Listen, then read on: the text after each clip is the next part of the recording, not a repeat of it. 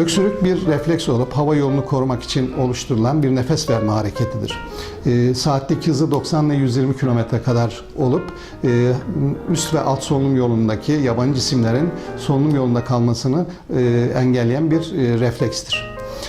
Günümüzde polikliniklere çok sık öksürük nedeniyle çok sık başvurulmaktadır. Çünkü birçok hastalığa eşlik etmektedir. Kısa süreli olanlar vardır. Bir de kronik hastalıklarla çok uzun süren öksürük problemleri vardır. Öksürük üst solunum yolunu ve alt solunum yolu diye ayırmakla birlikte solunum yolunu tek bir bütün olarak kabul edersek burun ucundan alveol dediğimiz akciğerlerdeki son noktaya kadar olabilen her noktada öksürükle ilgili bir refleks ortaya çıkabilir ve solunum yolunu sürekli temizlemek zorunda kalıyoruz. Öksürük yapan nedenleri eğer sınıflamaya kalkarsak öncelikle üst solunum yolundaki enfeksiyonlar, nezleler, soğuk algınlıkları, sinüzit hastalıkları, devamında farenjitler ve ses telleri bölgesinin enfeksiyonu olan larenjitler öksürük refleksini doğuran enfeksiyon hastalıklardır. İkinci ve en sık gördüğümüz hastalıklar alerjik hastalıklardır. Alerjik hastalıklarda, alerjik nezlelerde veya alerjik astım ve bronşitlerde solunum yolundaki ödeme bağlı olarak sürekli bir solunum yolunu temizleme isteği ortaya çıkmaktadır.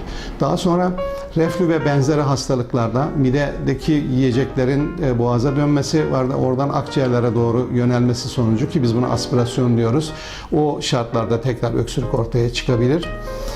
Belirli hastalıklarda, kronik akciğer hastalıklarında, koah dediğimiz tıkayıcı akciğer hastalıklarında, kalp hastalıklarında akciğerde sıvı birikmesine bağlı olarak ve balgam birikmesine bağlı olarak sürekli öksürükler ortaya çıkabilir.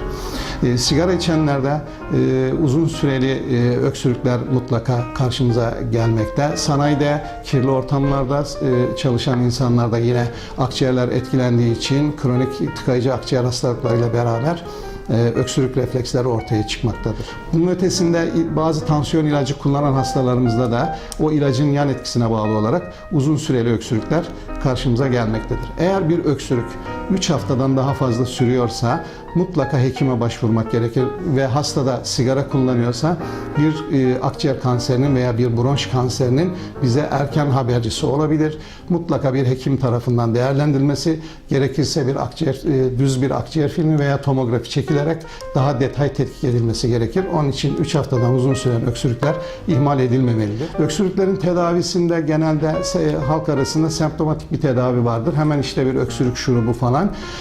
Eğer bu süre içinde, bir hafta 10 gün içinde öksürüğünüz geçmiyorsa mutlaka hekime başvurmak zorundasınız. Belki beraberinde bir antibiyotik kullanmak gerekebilir veya hastanın fark edemediği bir alerjik reaksiyon olabilir. Onunla ilgili özel ilaçlar kullanmak gerekebilir.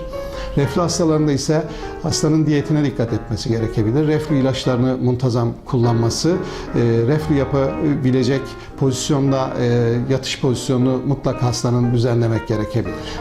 Kronik ve tıkayıcı akciğer hastalıkları, koah ve benzeri hastalıklarda ise mutlaka bir göğüs hastalıkları uzmanı eşliğinde çok uzun süre takip edilmesi gerekir. Çünkü bu hastalarda ileri dönemlerde kalp yetmezliği ve benzeri hastalıklar ortaya çıkabilir.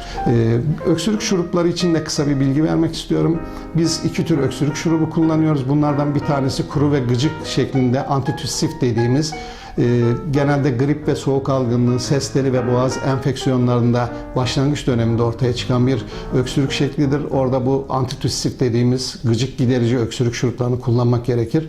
Eğer öksürükle beraber hasta bir kıraşa, bir balgam çıkarmaya başlıyorsa mutlaka ekspektoran dediğimiz balgamı sökücü ve akciğerde birikmesini engelleyici öksürük şurupları kullanmak gerekir. Bu hastalarda öksürük durdurucu ilaçların kullanılması doğru değildir. Hastanın mutlaka altta yatan hastalık nedenini tedavi etmek gerekir.